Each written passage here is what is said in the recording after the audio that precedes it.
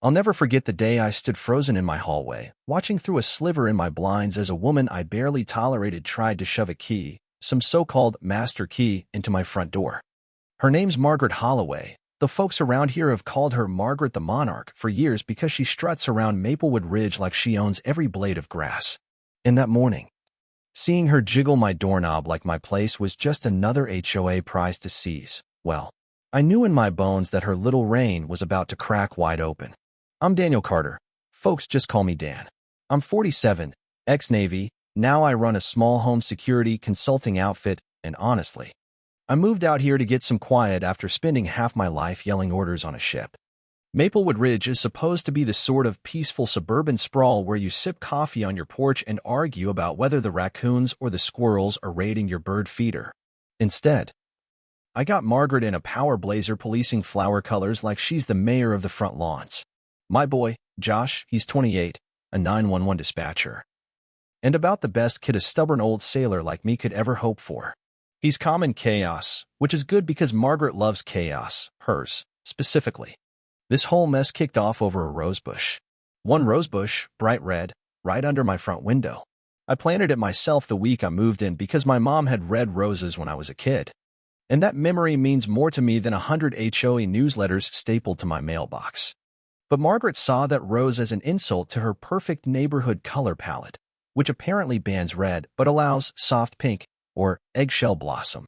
She showed up on my porch at 7:10 a.m. sharp in that green blazer she treats like a badge of honor, holding a clipboard like a knight holds a sword.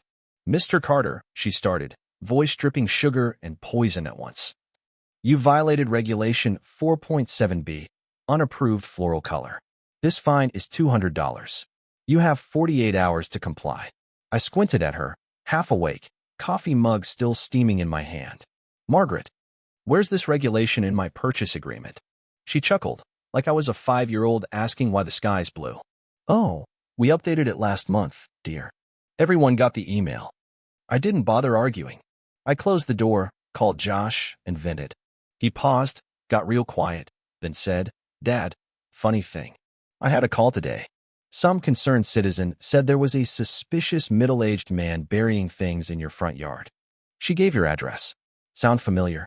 So not only did she find me, she sicked a squad car on me like I'm running some suburban crime ring. And I knew then, Margaret didn't just want a rose gone, she wanted to break me into being her perfect compliant neighbor. She underestimated just how stubborn an old Navy man can be. Next day, she fined me $50 because I parked on the street for 23 minutes to unload groceries. Next day after that, she showed up with a tape measure, knelt down in my yard like a CSI tech, and announced that my grass was a 1/4 inch too tall. She fined me another $50. By Thursday, she claimed my front door was the wrong shade of green. I swear to you. I pulled out a paint swatch and couldn't tell forest sage from autumn sage if my life depended on it, but Margaret apparently has hawk vision for hue variations. Every time she'd say, "You'll see the updated regulations once we finish the new digital handbook. Meanwhile, trust your board's expertise." And she'd grin that little grin that made me want to scream. But here's where Margaret's luck soured. She assumed she was the only one reading the fine print. I spent a whole weekend at my kitchen table going through my deed line by line, calling the original builder, pulling up county records. And what I found made me laugh so hard I nearly spit my coffee on my HOA citation pile. Turns out, the development company never transferred management rights for my parcel to the HOA. Legally, my house sits in a dead zone. Margaret's rules don't apply to me one bit. I didn't show my hand. Though, not yet. Because when a bully's built their castle on sand, it's better to let them keep decorating until the tide rolls in. Margaret, meanwhile, got bolder. She printed flyers for an emergency meeting, an entire slideshow about the Carter problem. She passed them to every mailbox, probably giggling the whole time in her SUV. The meeting looked like a courtroom drama. 30 neighbors lined up in folding chairs, Margaret front and center, projector humming. She clicked through slides of my rosebush, my parked car, my illegal door paint, dramatic red circles everywhere, like my house was a crime scene. Then she lifted her chin and declared, "Mr. Carter's blatant disregard threatens our home values and our peaceful community. I propose an immediate $2,000 fine and mandatory compliance inspection." Some neighbors nodded, people too tired to stand up to her. I stood up slow, hands in my pockets, and asked, polite as Sunday morning, Margaret, can you show us the official record approving these new rules? Or maybe minutes from the board election that made you president? Her jaw tightened. Mr. Carter, you have no authority to question this board. Oh, but I did. And Margaret was about to learn how much. A week later, she came marching back, this time with a locksmith in tow. She slapped a paper on my door, declared an emergency HOA seizure, and ordered the man to rekey my locks right in front of me. I didn't argue. I filmed every second and called Marcus, a lawyer buddy from my Navy days. He laughed so loud I thought he'd pop a vein. Dan, she just committed felony trespass and illegal seizure. Do nothing. Let her dig deeper. Then we'll bury her legally. Meanwhile, Josh kept feeding me intel. Turns out Margaret had called 911 on me 12 times in 3 weeks, accusing me of everything from noisy yard work to suspicious pizza deliveries. Cops found exactly 0 evidence every time.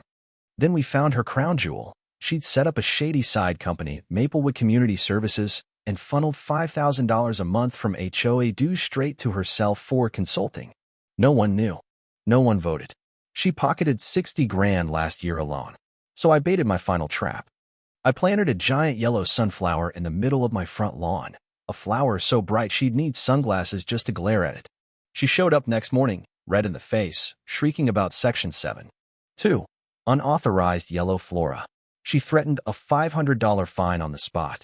I asked calmly, Margaret, can I see the vote record approving this regulation? She barked back, I am the authority. You don't question me. Perfect. A week later, while I was away visiting Josh, she pulled her boldest move yet. Changed my locks a second time. Taped an orange notice to my door declaring the house secured by HOA authority until I complied. I called the sheriff's department. Officer Martinez showed up, read my deed, heard my story, and shook his head. Margaret rolled in mid-lecture, tossing her hair like she was Queen Maplewood herself. She tried telling Martinez that the community charter grants me absolute authority. He asked, got a court order, ma'am? She snapped, I don't need one. Martinez turned to me. Mr. Carter, do you want to press charges? I said, not yet. Let's give my neighbors a front row seat first. So we held one final HOA meeting. Everyone came this time, curious if the rumors were true. Margaret strutted in with her same old slideshow. She spat out the same old lines about danger to community standards. When she was done, I plugged in my laptop. Slide 1. State law about HOA rule changes showing she'd broken it repeatedly. Slide 2. Bank records tracing thousands in HOA dues straight to her secret company. Slide 3. County deed proving my land was never under HOA rule to begin with. Neighbors gasped, whispered. Then started asking questions, loud ones this time. Where'd my money go, Margaret? Why'd you threaten to fine my grandma for a mailbox wreath? And then Josh, my boy, stood up from the back row, introduced himself calmly as the dispatcher who'd handled all her bogus 911 calls. He laid out every fake report she'd filed on me and half the block. You could see the power drain right out of her eyes as the whole room turned on her. 2 weeks later, Margaret resigned in disgrace. The HOA elected new officers, good folks, fair folks, and issued a public apology to the whole street. Marcus helped neighbors start a civil suit to claw back some of that missing money. Margaret, last I heard, skipped town before the papers could be served. I changed my locks back myself, this time with a laugh. Planted a fresh red rose right next to that yellow sunflower, too. So if you've got your own Margaret, or suspect your HOA's hiding skeletons, don't just roll over. Check your paperwork. Know your rights. And when the bully comes for your front porch, stand on it. Calm and ready, and let the truth do the heavy lifting. I'm Dan Carter. Maplewood Ridge might be quiet again, but my roses sure aren't. If you've got a neighbor horror story, a rogue HOA, or maybe a Margaret of your own, drop it in the comments. I want to read them all. And hey, like, share, and subscribe if you enjoy watching petty tyrants get dethroned by plain old truth and a bit of stubborn backyard defiance. Stay free, friends, and water your roses however you damn well please.